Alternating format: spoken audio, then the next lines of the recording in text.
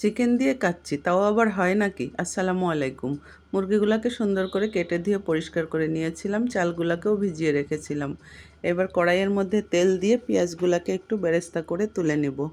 এরপরে আমি কিছু আলু কেটে নিয়েছিলাম, ওগুলাকে ভেজে নিব, কারণ কাচ্চিতে আলু ছাড়া তো জমেই না। এরপরে পেস্তা, কাজু ও কাঠবাদাম দিয়ে সাথে একটু পেঁয়াজ দিয়ে আর জয়িত্রী দিয়ে আমি এটাকে একটু ব্লেন্ড করে নিয়েছিলাম।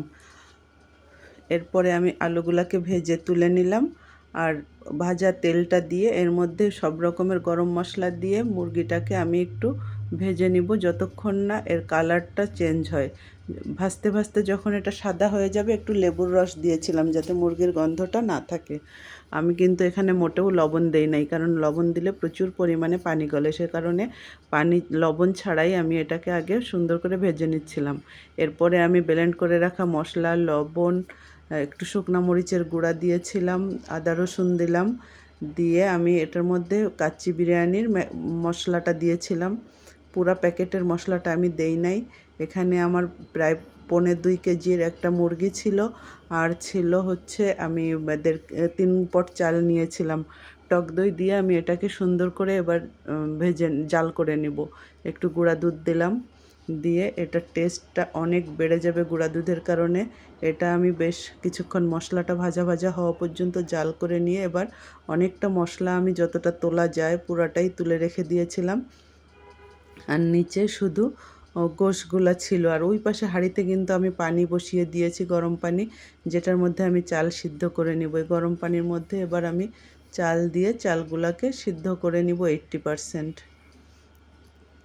আর এপাশে আমি মুরগির ভিতর থেকে তো তেল মশলাগুলো একটু তুলে নিয়েছিলাম, নিয়ে এর মধ্যে এবার দিয়ে দিলাম কাঁচামরিচ, আলু বোখারা, আর ওই বেরেস্তা করে রাখা পেঁয়াজ দিলাম, দিয়ে আর একটু দিলাম হচ্ছে গুঁড়া দুধ। এর মধ্যে ঘি দিলে আরও বেশি ভালো হয়, কিন্তু আমার বাসার সবাই ঘিয়ের ঘ্রাণের চেয়ে পেঁয়াজের ঘ্রাণটা বেশি পছন্দ করে, যে কারণে আমি আর ঘিটা দিইনি। এরপরে আমি ওখান থেকে মানে নিচে কাচ্চি বিরিয়ানির মতো আমি গোশগুলাকে বিছিয়ে দিয়ে এরপরে অর্ধেকটা ভাত তুলে দিলাম, দিয়ে আমি কিছুটা পেঁয়াজ বেরেস্তা আর তুলে রাখা মশলাগুলো এখানে আমি দিয়ে দিলাম। এতে করে ভাতের মধ্যে কিন্তু মশলাগুলো একটু একটু করে ঢুকে যাবে এবং পেঁয়াজ বেরেস্তার ঘ্রাণটাও ছড়িয়ে যাবে। এরপরে আমি আবার বাকি যে ভাতগুলা ছিল সেগুলাও এর উপরে তুলে দিব, দিয়ে এর উপরেও আমি আবার ওই মশলা যেটুকু ছিল আমার ভাতের মশলা, মুরগির মশলা, ওই মশলাগুলো আমি দিয়ে দিব। দিয়ে বাকি পেঁয়াজ বেরেস্তাগুলো দিয়ে আমি এর উপরে কিছু স্যাফরন দিয়েছিলাম, আর একটু ফুড কালার দিয়েছিলাম কালারটা সুন্দর হওয়ার জন্যে। দিয়ে আমার বেশ কিছুক্ষণ দমে রেখেছিলাম। একদম আমার ভাতগুলা দেখেন কি সুন্দর ঝরঝরা হয়েছে, এবং গোশগুলা একেবারে তো রান্না আগেই ছিল, আর আলুগুলাও সুন্দর গলে গিয়েছে। এটা খেতে কিন্তু কাচ্চি বিরিয়ানির মতো টেস্টি হয়েছিল, শুধু পার্থক্য এটাই যে এটা মুরগির গোশ।